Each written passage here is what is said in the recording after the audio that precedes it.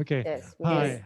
Hi. Okay. The screening has just ended, and I just gave the audience a brief introduction of what is to follow.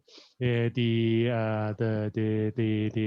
Zoom Q&A, bringing you straight from Palestine all the way to Hong Kong. Of course, we'd like you to be with us, but well, given the circumstances, well, Zoom is the best way we could do. So I hope it will work out fine. So before we start, okay, maybe I should introduce the filmmakers to the audience first. 各位觀眾下，大家都見到啦，其實有3位導演啦，暫時，咁佢哋就係同大家分享。OK， 我又轉翻英文。OK，today we are very happy to have 3 filmmakers from 2 of the reflections from Palestine shorts to be with us to share the experiences of making this film and also living with COVID in Palestine. So we have on the top left-hand corner, Maha Haj, the director of May. Can we give a round of applause to Maha, please? Thank you. And then we have Juna Suleiman and Rozeen Bisharat. They are the directors of Quarantine, a Capsule. A round of applause, please, for Rozeen and Juna. Okay, so before we begin, maybe can you introduce yourself a little bit and also the film that you made? Maybe we can start with Maha. Maha, can you talk a little bit about yourself and also your short May? Okay, my name is Maha Haj. I'm originally from Nazareth, moved recently to Haifa. I'm a filmmaker. I first film in 2016. It's called Personal Affairs, my first feature. May, the short film I did with Ava. It was shot precisely on the day of the Nakba. You don't know, Nakba is the Palestinian day for all Palestinians. It's it was the 12th of invasion took place and Palestinians were deported way before. I specifically talked about the Haifa, the city of Haifa evacuation, how gradually it started years before until the final 1948 events when Haifa was occupied by the Israeli soldiers army. It was very interesting and challenging to work with a cat. I wanted to film the whole thing with the eyes and the point of view of my cat. I couldn't succeed in it all the way, but that was the purpose anyway. I mean, I could deliver the message. The cat, how she sees us, she's always locked down. She's a Persian cat. She never left home. And in a way, we resemble her, and she resembles us. And the whole story about Shakespeare being in a lockdown 500 years ago, and still yet could be able to write one of his, or 3 of his great masterpieces, plays. One of them where was King Lear. While at the same time, we cannot do anything like that because we are locked down and we are very, depressed. And that was the whole idea. Mm-hmm. Okay, maybe we can talk a little bit about the parallels between the curfews and the lockdowns that you have lived under for quite a few years, and then the lockdown brought about by COVID-19. Maybe it's something that we can talk about a little bit later. But Juna, can you talk a little bit about yourself and the film, and then we'll follow with Rozeen. Okay, I'm Juna Suleiman, originally from Nazareth as well. I made one feature documentary. It's called Mussolini's Sister. It was released in 2018. I've worked also as a casting director of many notable Palestinian films, including The Time That Remains by Ilyas Suleiman, Omar by Hania Basad. I don't know if you've heard of it. And I'm also an editor. I also act occasionally, like many things in filmmaking. This project, the opportunity of this project arose in June when I was contacted by Palestinian Film Lab. And I immediately thought of Rozeen because at the time she was working on her project Quarantine Emmanuel, which started immediately after the first lockdown in March. And she will tell you more about it. The idea was the idea of the big project was giving the participants some directions, also tasks that they could make. And then she had a huge archive of people from all around the world, including Palestinians. The idea of the short film we made together was to take a portion and try to build something from the material we already have, because apparently it made itself very clear that the lockdown experience was changeable. At the beginning, it was kind of strange for everybody, and then they started getting used to it, feeling more of an individual with themselves, how it affected their lives.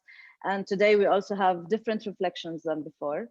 The idea was to make a kind of film that would take the Palestinian identity out of context completely, turn it into a virtual identity, just exactly the way what we are experiencing these days. We're experiencing a virtual identity rather than a political or personal one. And on the personal level, it's because we don't get to meet people, so many people get to have this also, like the connection to their phones and to their computer is more of a connection, and it's just reflections during those times on how people from around the world communicate with each other or alone during lockdown time. That was the idea. And together with Rozeen, we made this 5-minute film, which will be like a sort of a pilot for the big project as well. Mm-hmm. Okay. Rozeen, do you have anything to add to Juna? And also, can you talk a little bit about yourself too? Hello, everyone. I'm Rozeen. I'm a filmmaker, basically doing documentary in the last few years. I worked as script supervisor in a lot of Palestinian features. And nowadays I'm based in Berlin, but I'm also from the north, from the Galil, as Maha and Juna.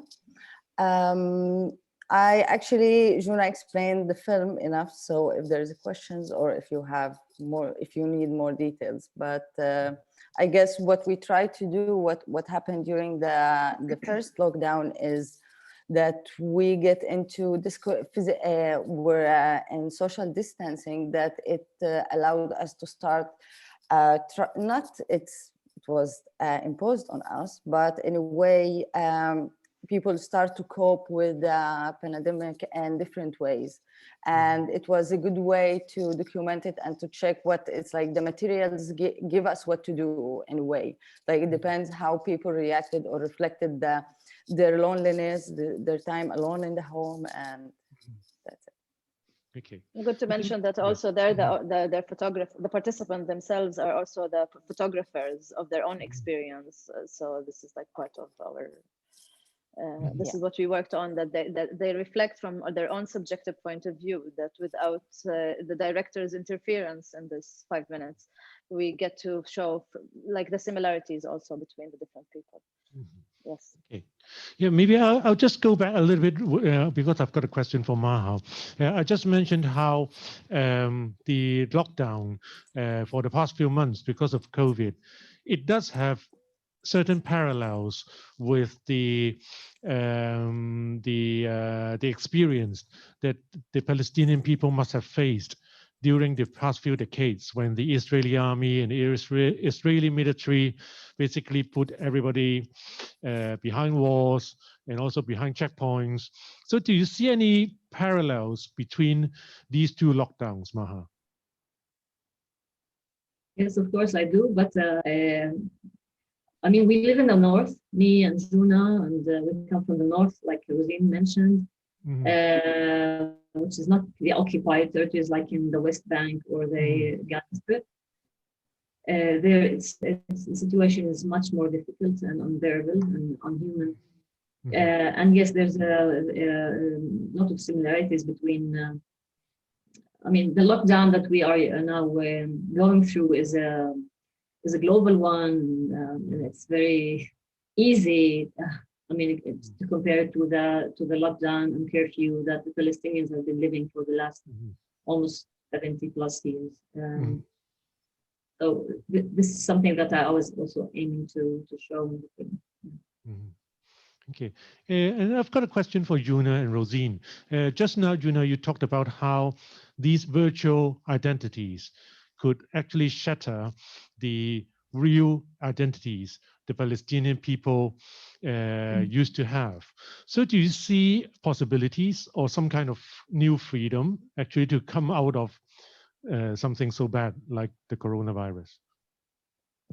I can't predict, because on a daily basis we keep getting like double signals of what's gonna come, and sorry, how it's about to affect our lives in the meantime. For us in this film, it was important that because we are always identified with around the world as Palestinians because of the occupation and because of the history of Palestine, something which we also suffer from, because we also want to show our own experiences as human beings and as, not just connected to our identity. So this project was also like bringing up also other people from around the world, and one of the participants even mentioned, one of the Palestinian participants from 48 mentioned that he now has more connection with Palestinians in Gaza and in the West Bank, like never before. That this kind of virtual identity created also bridged over the borders that physically existed right now. People are more existing on Zoom and on other social media. And this, I see the difference. What I can tell right now is that the communication right now is borderless. It was before, it was very difficult to contact Lebanese or people from the Arab world, or people like to see them, to keep in contact with them. So it excludes Palestinians as an identity also in cinema, also in front of viewers such as yourself. So the idea was to bring together, the idea is to not only use the pathos created because of the identity and the inhumane situation that is happening in this country, and just use that also to present our own stories. So yes. Yeah, the opportunity to bring together a united front among people across borders, isn't it? Yes. Rozeen, do you have Especially anything from the Arabs? Yes. Yeah. Well, Rozeen, do you have anything to add to what Juna said? Actually, no. Maybe I would add only one point regarding that the corona allowed us to be much more united, I guess, everywhere. Because we're all under lockdown. It's like what happened during March, that we all became like in the situation in Gaza, that people are not going, not flying. So that notion of situation made everyone to be united and to understand more what is happening. And it gives us opportunity, like now what is happening is like, if it wasn't lockdown or there is the COVID-19, we won't be in this platform and meeting, even though each one of us from different place. Before, a year ago, when there was screening, it was a different format of things. So the changing of the format, I guess, is allowing a lot to culture and to politics at the same time. Exactly. I mean, it actually allows us the opportunity allows our viewers here to ask you questions, because or else, well, maybe the opportunities would not be that common for us to interact with you. I'm sure the audience would have some questions for Maha, Juna, and Rozeen. Let's see. I have to turn around. 如果有任何問題嘅話，都可以舉手嘅喎，咁我哋同時會俾個咪你嘅。係有冇任何問題咧？想問三位巴勒斯坦嘅導演。係我諗各位。Okay, there's a question at the back from a gentleman at the back. Hello, the three ladies. May I ask do you see the COVID-19 lockdown and the Israeli lockdown or Israeli occupation as a kind of double lockdown, or a kind of they cancel each other and it becomes a kind of lockdown and anti-lockdown, or they subtract each other? That means the COVID-19 lockdown will lessen the Israeli lockdown, or it will reinforce it and make it more troublesome. I want to listen to your opinion to this. You understand my question? Yeah, thank you. Yes, would any of you like to respond to the gentleman's question about whether the COVID situation, just like, well, maybe Juna briefly touched on, how the new situation might have countered the measures being implemented by the Israeli authorities during the past few decades. You asking me first, or? Yes, yeah, maybe Juna, yes. Juna. Okay, I think that they're very separate things. They seem to be connected right now these days, but the Israeli occupation, let's not call it lockdown, it's active occupation, is something that nothing cancels. Nothing cancels it. It's the other way around. For me, I feel a double, like the gentleman suggested. I feel like it's a double lockdown for me. Also because for us in 48 borders, like Maha mentioned, we are not directly in contact with the occupation. I mean, we see soldiers in the train on the way to work. We encounter the Israeli in his everyday. It's not like when people see an Israeli in the West Bank and they get scared and they get tense about it, and it's not normal. For us, we live with them, we see. But the thing is, we live a kind of psychological lockdown over here. It's not physical. So this very much is shown in the way we work. I mean, for years, for example, if I as a filmmaker go to a residency in I don't know, Germany, in 6 months, I can achieve what I wouldn't achieve here in 6 years. It's very, very difficult for us here because on the one hand, we don't want to take Israeli money because it is normalization. On the other hand, we have to in order to do our first films at least.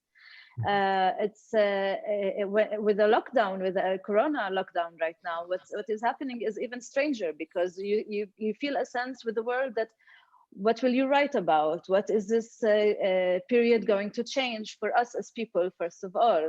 The way it is changing the Israeli street right now, it is not, but it's giving an opportunity for Netanyahu to put his entire nation in lockdown. And there's a huge demonstration right now going on in all of Israel, which we are not connected to. It's a different kind of politics for us. So it's living a lockdown within a lockdown within a lockdown. This is the experience personally for me. This is how I view it and feel it. And it affects a lot my motivation. It affects a lot the way I work. I feel cultural stagnation here in Haifa, where I am based right now. People are not doing enough in order to, or not doing because they don't see any point. And that's a general thing I hear right now, that they don't see the point in talking about the now or the before the same way, because it seems as though we are in a huge unknown in terms of the pandemic. And in terms of Israel, it always seemed like there's never going to be peace or never going to be the occupation one sees. So those are very different things, but on a metaphorical level, they seem very connected. And I agree with the gentleman. Sometimes they seem as if they're supporting each other, and sometimes they seem as if they are diffusing each other. And it's only a psychological experience that we get to experience that way. Rozeen and Maha, what do you think? That Juna summed up everything I wanted to say, I think. I mean, she really brilliantly answered the question. I mean, I feel the same it's this lockdown is like she said, it's unknown, as the Palestinian issue is unknown and is open to despair. I mean, I'm not optimistic about anything about the future of Palestine or anything. It's I feel. Do you feel the same despair, Rozeen, about the situation? You are a little bit different from Maha and Juna because, as you said, you are now based in Berlin, outside your home country. So do you have a different perspective to this? No, actually, I totally agree with Juna. I'm just not living there in the last year. So in the last 3 years.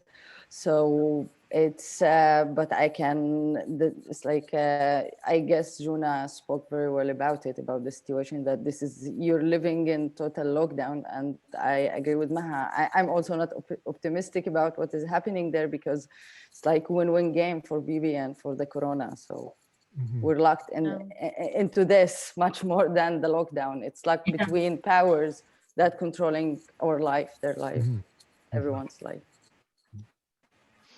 Okay, let's see whether we have another question from the audience. 有冇任何觀眾有問題咧？你都可以舉手。我哋又可以俾個咪你。係嗰位女士。Okay, we've got a question from a friend in the audience in the back. Hi, I have 2 questions and I hope they are not too long for you. The first one is about within the film, are they all spontaneous reflection of your true life? Or they came up when you have an idea in advance and then you design them to have different depiction for the film. The second question is about the government measures in Palestine, because in one of the features I found that the grocery owner complains about the difficulties during pandemic. So what do you think about the government measure during those difficult times? Thank you. Okay, I think the 2 questions are, the first one is whether it's real life or a dramatization of real life. And the second question is about the grocer in the film. Yes. Sorry, I didn't get the second question. It's about what? The first question is about whether the things you depicted in your films, are they a dramatization or is it a reflection of reality? Dramatization of reality, maybe. Both. I think it's both. Sorry, Rozeen. Yes, Rozeen. No, I guess it's like what we try to do, me and Juna, in the film is taking like the materials as a database and to shape and to instillate something else of it. So there's always, you're not taking the reality as in documentary, usually we're never taking the reality as it's of course it's real and it's a truth. Nothing is faked from the material, but we manipulate the materials in order to become kind of fiction. And I guess Juna can add a lot about the editing process from the rough materials into like where we can play and where we cannot, and Juna can add anything about it. I don't think that that any film is a reflection of reality, really. It tells the truth about reality through dramatization. Now, in our 5-minute work, what we did, me and Rozeen, is even try to draw like a certain line of like the feeling of going crazy, little by little. Like the whole obsession with, of course, how it affected physically, Corona affects our lives with the washing and sitting at home and everything. But the characters themselves, the subjects themselves want to go wild. They want to let themselves out. And this finishes with one of the characters painting rouge all over his face and just to brush his teeth with a Russian hat. So I think it's more into like a glimpse into the private life of people, rather than trying to tell a truth about their life, because we can't tell that in 5 minutes. It's very, very difficult. You need a feature to tell about some sort of truth inside a country. This is like more of a glimpse on the many lives and what connects them and what differentiates them in like something like a clip, something like that can take you, uplift you. I don't know, it's not dramatizing. What we try to do is actually reduce the drama, crack the drama, and build something out of there, because dramatization is what is expected to be done with this situation. So we were trying to play, to be amusing with the material. So of course we lie in order to tell the truth. This is the editing process. What do you think? And actually, yes. Sorry. I just want to add something small. It's like even what Juna say is like where the characters are going crazy inside the lockdown, especially the first one. But the process is like we're lying, but it's a truth. Like people start washing their hands all the time and in a crazy way, and they went crazy.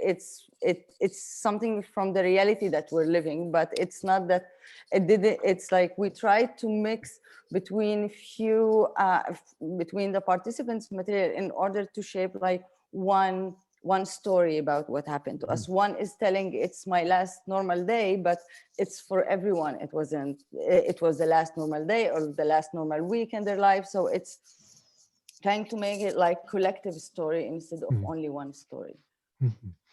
On this actually, Maha, you mixed comedy and tragedy in your film, because there are many comical elements. For example, talking about Shakespeare, talking about writing a letter to Shakespeare in lockdown, but actually it's all built on this tragedy of the Nakba, the anniversary of the Nakba. So how do you decide to mix these two different elements or different approaches or different atmospheres into one film? Well, I think in general, I think we need comedy to survive. I think we need to be really have this sarcastic view of life. Otherwise, we go nuts, we go crazy. And as tragic as it is, we are still alive. And what I wanted to show in these 5 minutes is that I didn't want to be stuck with this lockdown and Corona or COVID thing forever. I mean, there's a really a larger than life issue here, which is the Nakba, which is Palestine being gone. And this is what I want to emphasize, rather than I'm sure it will vanish one day from this planet, hopefully soon. Yes, indeed. Okay, I'm sure that our friends here in the audience must have a lot of more questions, but I'm afraid we have run out of time. So thank you very much, Maha. Thank you, Juna. Thank you, Rozeen, for joining us. Well, maybe we should have another round of applause for the 3 filmmakers from Palestine. Thank you. Thank you Thank for you watching. very much. Okay, thank you so much. Thanks. And also we've got another screening of reflections from Palestine during COVID-19 later during our festival. So if you like the film, please recommend it to your friends and family as well. Okay, thank you very much for coming. Thank you, Maha, Juna, Rozeen. Thank you so much. Bye-bye. Thank you very much for having us. Bye-bye. Bye-bye. Bye-bye. 好，咁都多謝大家嚟睇今日坦在瘟疫蔓延時，咁多謝晒。